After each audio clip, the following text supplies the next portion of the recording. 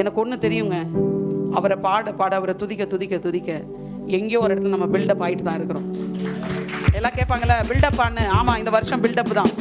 கர்த்தர் எப்படி நம்ம பில்ட் அப் பண்ணுறாரு, எப்படி பண்ணுறாரு அப்படின்னா 1 கொரிந்தியர் 14ஆம் அதிகாரம் 4ஆம் வசனத்தை யாராவது ஒருத்தர் வாசிங்க. ஃபர்ஸ்ட் வார்த்தை மட்டும். He who speaks in a tongue edifies and improves himself.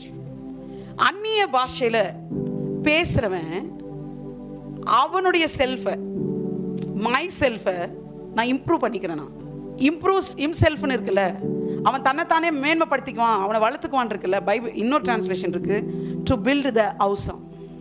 நான் சொன்னேன் பில்ட் அப். எல்லாம் பக்கத்தில் பார்த்து சொல்லுங்க, என்ன அப்போ இந்த வருஷம் பில்டிங் அப்படின்னா என்ன அர்த்தம்? கட்டப்பட்ட ஒன்று என்ற அர்த்தம் இல்லையா? அப்போ இந்த வருஷம் நம்ம பில்ட் அப், கட்டப்பட போகிறோம் மேலே உயர்வதற்கு.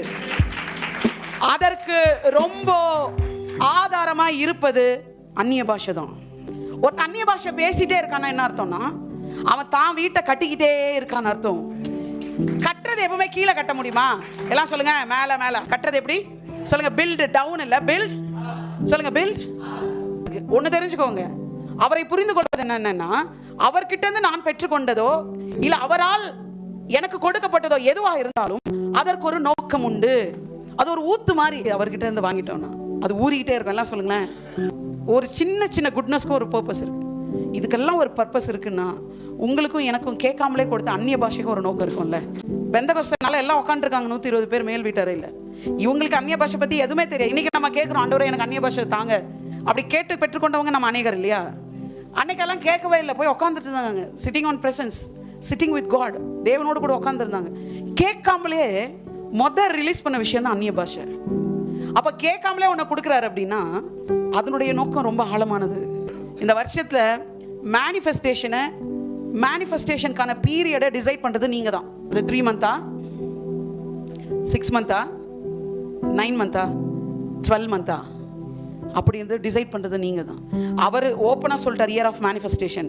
இந்த வருஷம் நான் என்னை வெளிப்படுத்துவேன். வெளியே அபண்டன்ட்டாக இருக்குங்க, இந்த வருஷம் மேனிஃபெஸ்டேஷனும் அபண்டன்ட்டாக இருக்கு, ஓவர்ஃப்ளோவர் வச்சிருக்காரு. இஃப் யூ நீட் மேனிஃபெஸ்டேஷன் நீங்கள் என்ன பண்ணணும் சொல்லுங்க? சேனல் உருவாக்கணும். நான் சொல்கிறேன், அந்த சேனல் 1 கொரிந்தியர் 14:4. அந்நிய பாஷையில் பேசுகிறவன் டு பில்ட் த ஹவுஸ்.